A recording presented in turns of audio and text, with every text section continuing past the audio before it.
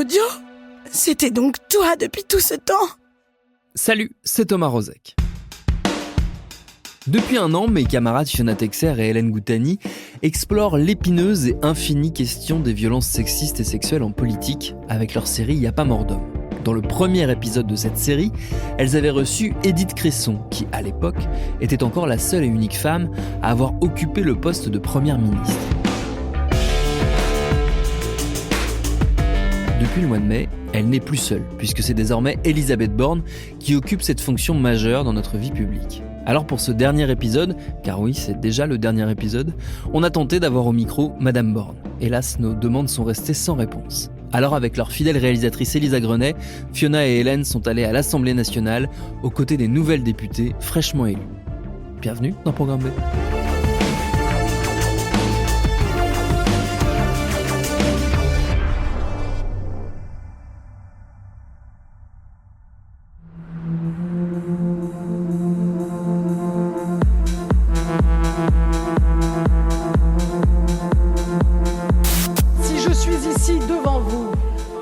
Première ministre de la France, je le dois à la République.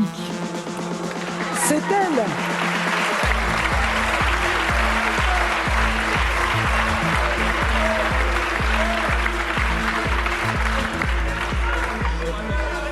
C'est elle qui m'a tendu la main en me faisant pupille de la nation, alors que j'étais cet enfant dont le père n'était jamais vraiment revenu des camps.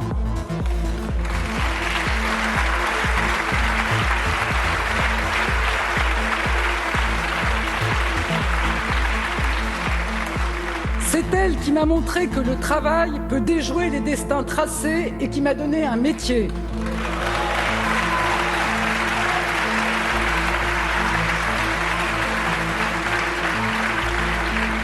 C'est elle qui me guide et me pousse dans mon engagement. Elle à qui je veux rendre un peu de ce qu'elle m'a donné.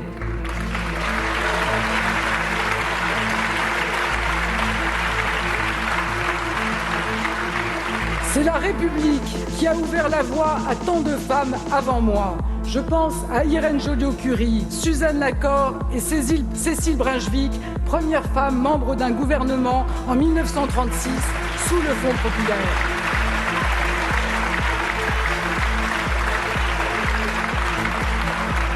Je pense aux 33 premières femmes à faire leur entrée dans cet hémicycle au lendemain de la Libération.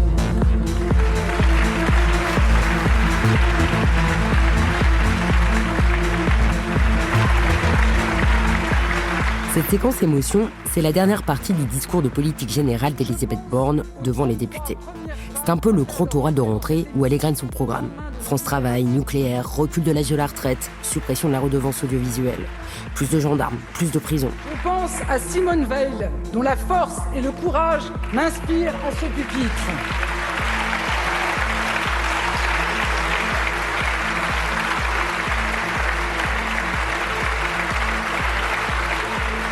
Je pense à Édith Cresson, première femme à accéder aux fonctions de Première ministre.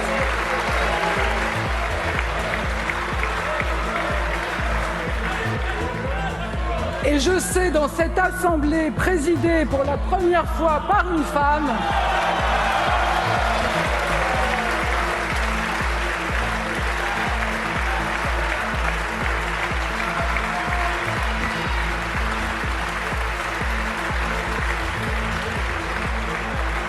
et comme chaque femme sur ces bancs, ce que je dois à toutes celles qui ont ouvert le chemin avant nous.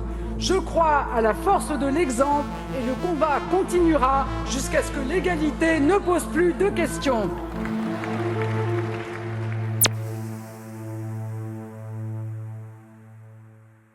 Dans son discours, la Première ministre a aussi parlé de la déconjugalisation de l'allocation adulte handicapé, des inégalités économiques et des femmes à la tête des familles monoparentales.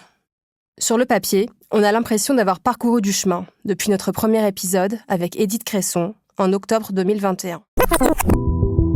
Que s'est-il passé en 30 ans ? Rien. Il n'y a pas eu de femme ni présidente de la République, ni première ministre, ni présidente de l'Assemblée nationale, ni présidente du Sénat, ni présidente du Conseil constitutionnel. Mais on a eu la parité. Ce dernier épisode de notre série C'est un peu le bilan de cette année passée à enquêter sur la place des femmes, sur le sexisme et les violences sexuelles en politique.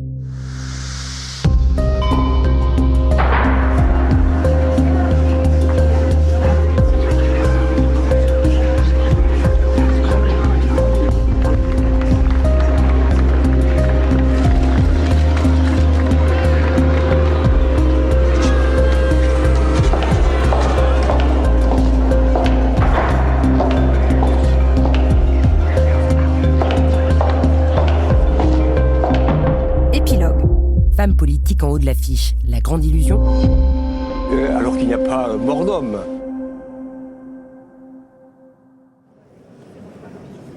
On est avec Hélène et Elisa dans la salle des pas perdus, où arrive la présidente de l'Assemblée, Yaël Braun-Pivet. Elle est escortée, comme le veut l'usage, de la garde républicaine.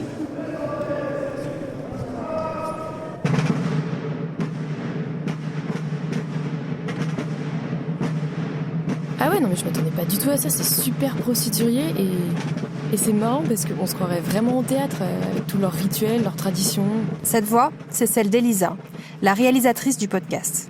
Elle est aujourd'hui avec nous à l'Assemblée nationale pour assister au premier acte de ce nouveau quinquennat.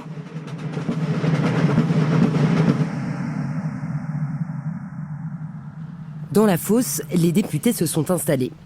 La majorité relative est au centre, derrière le gouvernement, au premier rang de l'hémicycle. Côté cour, le Rassemblement national et les Républicains.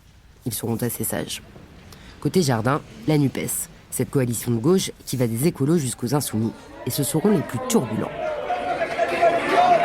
C'est une politique d'alimentation qui respecte chacun des acteurs et leur donne une juste rémunération. Beaucoup a été fait lors du premier quinquennat. Presque aucun siège vide sur scène comme au balcon. La tribune des journalistes est pleine à craquer. On s'échange des photos sur des groupes WhatsApp en épiant celle ou celui qui aura la plus belle répartie. Et chacun connaît sa partition jusqu'au bout des doigts. Sur l'estrade, Madame la Première ministre qui a consciencieusement préparé sa litanie.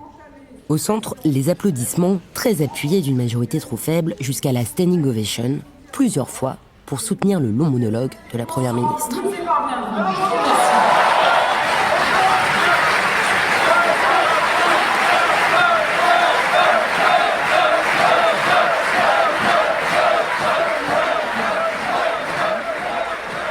Et côté court, on a aussi le sens du dramatique préparé. Tous les acteurs se joignent en chœur avant d'être mis en place par la présidente de l'Assemblée, Yaël Braun-Pivet.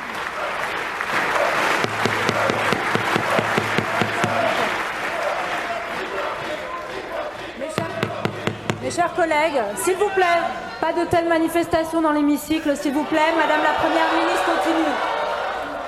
En surplomb de la fosse, sur son perchoir, elle s'assure que chaque personnage respecte sa tirade. Et les petites saillies d'une figure en vue. Et oui, chaque bon mot sera consigné au compte-rendu. Pour un député, il s'agit de se faire remarquer et de devenir l'un des personnages centraux de l'intrigue. Et c'est encore moins évident, quand on est une femme, d'avoir le beau rôle. Impose de respecter. Rachel Keke, 48 ans, ancienne femme de chambre devenue députée La France Insoumise du Val-de-Marne, était dans les rangs des chahuteurs, sans pourtant crier ou invectiver. Cette figure de l'opposition est une totale néophyte dans la politique institutionnelle. Oui, je suis restée toute la journée parce que j'observe beaucoup en ce moment, et pour voir comment ça se passe. J'étais à l'intérieur de l'hémicycle, quand j'entendais les prix, comment les députés ils criaient, comment ils revendiquaient, comment ils disaient non, c'est faux, non, c'est comme ça. Ce qui m'a marqué déjà, c'est déjà le nombre de journalistes. J'avais vu le nombre de monde autour de moi, ça m'a beaucoup marqué. Quand je suis rentrée à l'hémicycle, et je me suis dit, là, c'est là que je vais m'asseoir, c'est là que je vais parler au ministre pour lui dire, oui, monsieur les travailleurs, nous les essentiels. Voilà, ça m'a aussi marqué beaucoup. Et puis, je vois aussi la beauté de l'Assemblée nationale. Je me dis, waouh. Cette première scène ne ressemble pas à celle qu'a vécue Édith Cresson il y a 30 ans. Les deux femmes ont pourtant un point commun, celui d'être nommées en période de crise, d'austérité, quand les marges de manœuvre gouvernementales paraissent très réduites. C'était la première fois depuis bien longtemps qu'on entendait une première ministre avoir un discours de politique générale dans l'Assemblée, et ça fait du bien. Sandrine Rousseau, 50 ans, députée écologiste de Paris. Vous êtes même peut-être trop jeune pour l'avoir entendu. Moi, je me souviens d'avoir vu les images d'Édith Cresson à la tribune de l'Assemblée. Et je me souviens que derrière, ce qui était ressorti, c'était qu'elle avait une voix de poissonnière, que sa veste en pied de poule était moche, etc. Là, je pense qu'on aura quand même évolué sur les commentaires politiques qui sortiront de ce discours-là. On a aussi rencontré Prisca Thévenot, 37 ans, députée des Hauts-de-Seine et porte-parole du groupe Renaissance, le nouveau nom de La République En Marche. Elle siège au milieu, au 7e rang. D'être là aujourd'hui, j'ai un peu d'émotion, mais d'être là aujourd'hui et de me dire que je vais entendre, je suis désolée, j'ai un peu d'émotion en me disant, mais d'être là aujourd'hui en disant que je vais entendre la politique, le discours de politique générale de la première ministre de France, puis le discours de la présidente de la majorité au sein du groupe parlementaire, ça a sa petite connotation. Mes parents sont venus en France à la fin des années 70, non pas pour des raisons économiques, mais pour l'amour de la France, et notamment un sujet dont on parle de façon pas très constructive en ce moment, qui est la laïcité. Le décor du Palais Bourbon est inchangé depuis 1798. Mais en 2022, c'est la musique qui a changé. Jamais autant de voix féminines n'ont été entendues à l'Assemblée. C'est donc avec beaucoup d'émotion que je prends la parole après vous, sous l'œil bienveillant de la première femme élue à la présidence de l'Assemblée nationale. Aurore Berger, 35 ans, députée des Yvelines, présidente du groupe Renaissance. Ce sont encore 2 femmes qui me succéderont à cette tribune. Quel symbole! Au regard de l'histoire de France, des combats qui nous ont précédés, au regard du mépris et des quolibets qu'ont dû ici supporter tant de femmes parlementaires et ministres. Le temps des femmes est venu et c'est historique. Le temps des femmes est venu et il durera. Soyez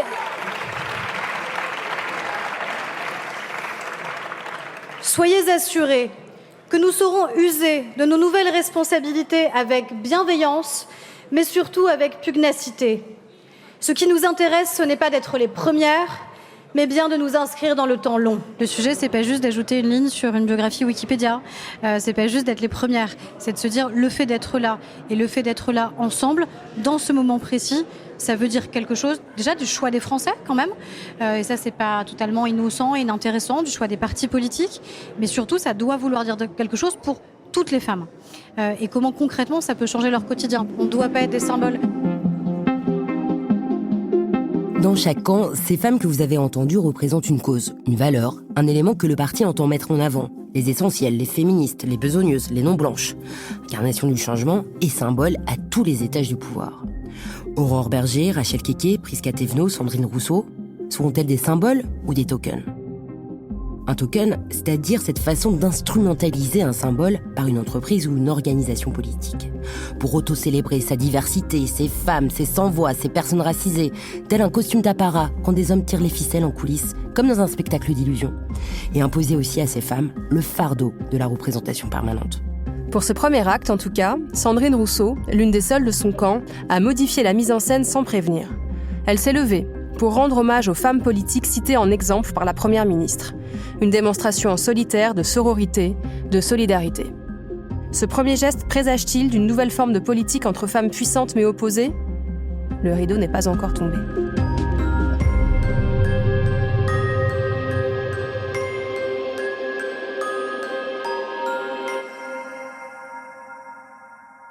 Car derrière le symbole, c'est la réalité qu'il faut scruter. Cette présence jamais vue de 89 députés d'extrême droite parmi nos représentants. 89 députés issus d'un parti réactionnaire sur le droit à l'avortement, qui a protesté contre le mariage pour tous, qui refuse de mettre en place une cellule d'écoute des victimes, parce que pour les citer, on n'est pas SOS Amitié. Depuis la tribune, on remarque bien que la parité a reculé, à l'Assemblée comme au gouvernement. Mais c'était sans compter un renversement de situation. Dans le premier épisode, je vous ai raconté ma vie au sein des palais de la République. Ce podcast, c'était une façon de faire un état des lieux des violences sexistes et sexuelles en politique. Et en parallèle, l'idée était aussi d'agir. Alors on s'est organisé avec d'autres femmes engagées. Première étape, appelée à un MeToo politique en novembre 2021. Près de 300 femmes du milieu politique et associatif signent cette tribune dans le monde. Il faut écarter les auteurs de violences sexuelles et sexistes de la vie politique. En février 2022, avec Alice Coffin, conseillère de Paris, Madeleine Da Silva, adjointe au maire des Lilas, et Mathilde Viau, conseillère parlementaire, on a voulu aller plus loin. Ces femmes, vous les avez entendues dans les épisodes 2 et 3. Et à nous 5, on a créé l'Observatoire des violences sexistes et sexuelles en politique. Ce qu'on souhaite en vue des législatives, c'est que les candidats qui ont été mis en cause pour violences sexistes et sexuelles ne soient d'une part pas réinvestis par leur parti et puis surtout pas élus. Dans la foulée du MeToo politique, on a constitué un observatoire des violences sexistes et sexuelles en politique et ce qu'on va chercher à faire dans les semaines qui viennent, c'est à alerter sur les cas de ces députés qui ont harcelé leurs conjointes, qui ont agressé leurs collaboratrices, on aura des surprises forcément dans la campagne. Et on avait vu juste. Plusieurs candidats, mis en cause, parfois condamnés pour violences sexuelles, ont été écartés, ont jeté l'éponge, ont été battus. Mais d'autres ont conservé leur siège. Entre-temps, un gouvernement a été nommé, avec notamment Gérald Darmanin, vous connaissez l'histoire par cœur, et Damien Abad, qui a tenté un mauvais remake. Et cette fois-ci, on a joué les lanceuses d'alerte. Nous avons été en contact avec Chloé, la première personne qui témoigne dans l'article de Mediapart, qui nous a contactés il y a une dizaine de jours avec une lettre expliquant ce qu'elle avait vécu de la part de Damien Abad, en racontant ce qu'elle avait ressenti et ce qu'elle avait vécu. Et elle nous a demandé de transmettre cette lettre aux instances dirigeantes de LR et de LREM, chose que nous avons faite. On a rédigé des tribunes, organisé des manifs.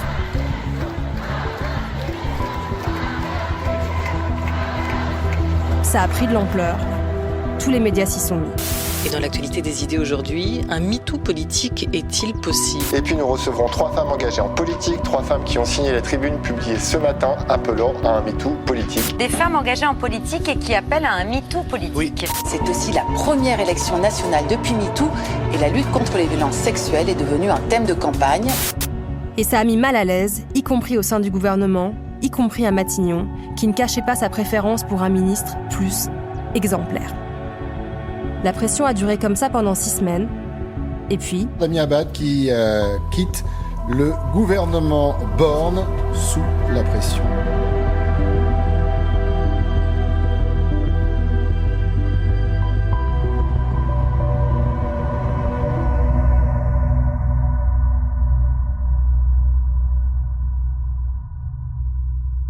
Il y a une dizaine d'années, je me suis tue. J'ai encaissé. Aujourd'hui, les femmes n'ont plus honte. Elles prennent la parole, sur le devant de la scène. Parce que ces histoires sont politiques. Pas des histoires privées. Pas des histoires de fesses reléguées aux coulisses. Un limogeage, hurrah, mais pas non plus une doctrine claire. En même temps, Gérald Darmanin est conforté dans son portefeuille ministériel. En même temps, Chrysoula Zakharopoulou, secrétaire d'État, est visée par 2 plaintes pour des viols dans le cadre de sa pratique médicale.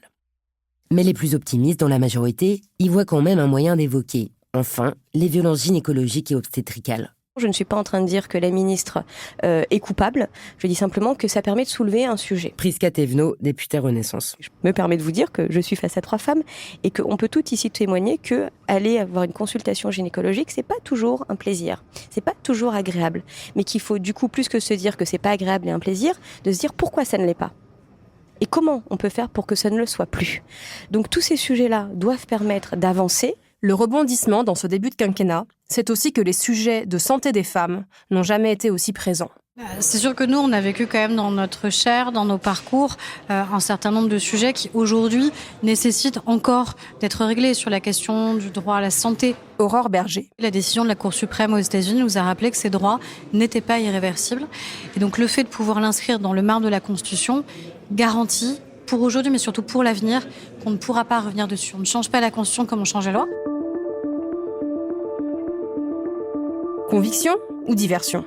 Réponse au prochain acte dans les mois qui viennent. Pour l'instant, les protagonistes n'entendent pas faire de la figuration.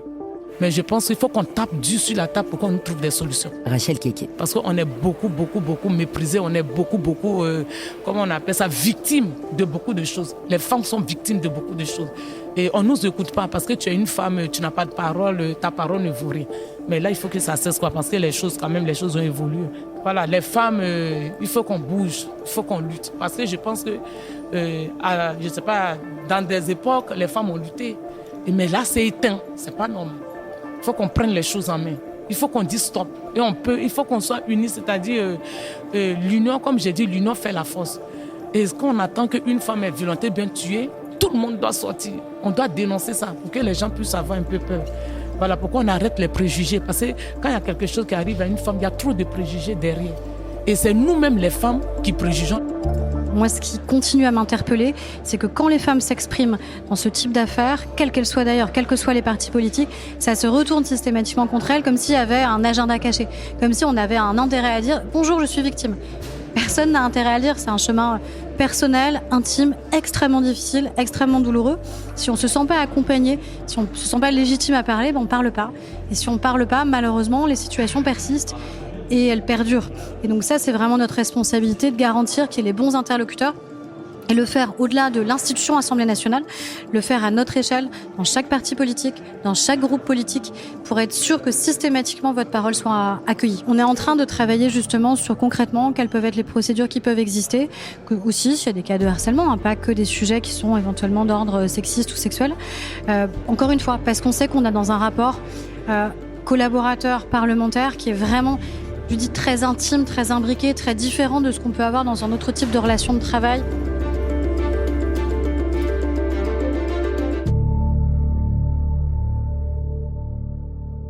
La tâche est vaste, faire reculer les violences dans toute la société, mais aussi au sein du monde politique.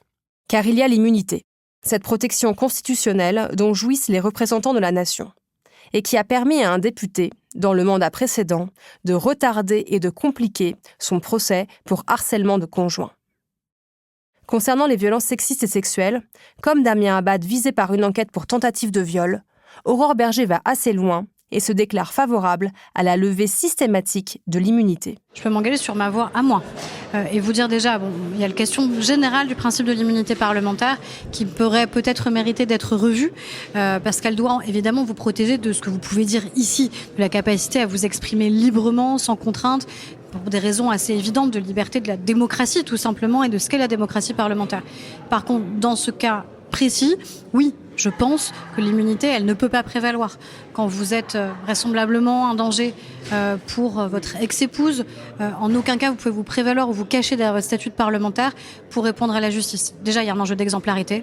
On ne peut pas donner le sentiment qu'on est au-dessus des lois et qu'on serait protégé du fait de notre statut parlementaire. Je crois que c'est une évidence, un principe de base sur lequel on devrait tous s'accorder, et encore plus dans ce genre de cas. Et au moment où on enregistre cet épisode, rien ne garantit le retour de Damien Abad dans la majorité. Pour l'instant, il n'est pas encore revenu dans l'enceinte de cette assemblée, de l'hémicycle. Il avait demandé à être rattaché au groupe.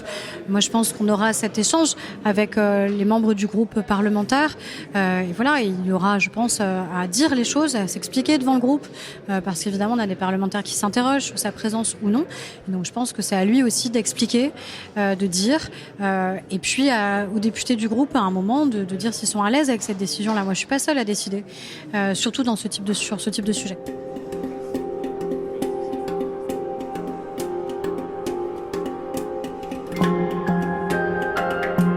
À 19h, le rideau est tombé. Les derniers députés sortent et commentent le premier acte au micro tendu pour un dernier passage caméra. Un entracte en attendant le prochain coup de théâtre comme une motion de censure. Les lumières s'éteignent et reste le réel. Le quotidien de femmes, députées, journalistes, collaboratrices, femmes de ménage, citoyennes. Si les femmes étaient féministes, le monde serait féministe. C'est-à-dire qu'en fait, là, si nous étions toutes féministes, on aurait gagné puisqu'on est 52% de la population. Donc non, ça veut pas, c'est pas parce que c'est une femme qu'elle est féministe. Comme on dit dans nos jargons, on dit derrière un grand homme, il y a une femme derrière. Voilà, les hommes, vous les voyez comme ça, mais s'ils n'ont pas de femme derrière, normalement, toute l'Assemblée nationale, la majorité devait être des femmes. Et derrière les grandes femmes, il y a qui ? Il y a nous. C'est nous qui décidons.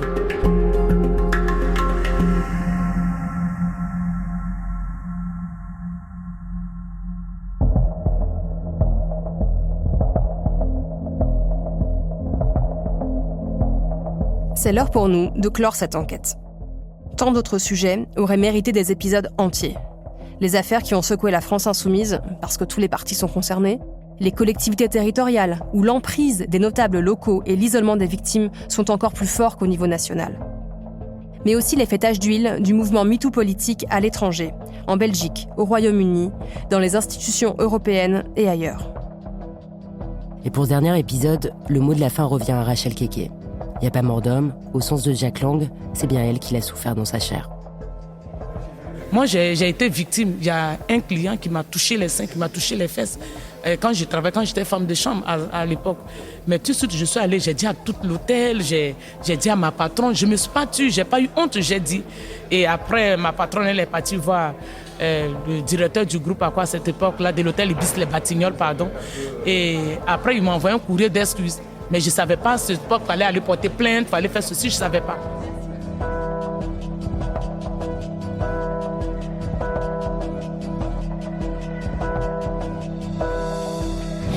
Pas un drame, c'est juste une femme. Mais dès qu'une femme, messieurs, mesdames, est traitée comme un paillasson, et quelle que soit la façon, quelle que soit la femme, il y a mort d'âme. Mais c'est pas grave, c'est juste une femme.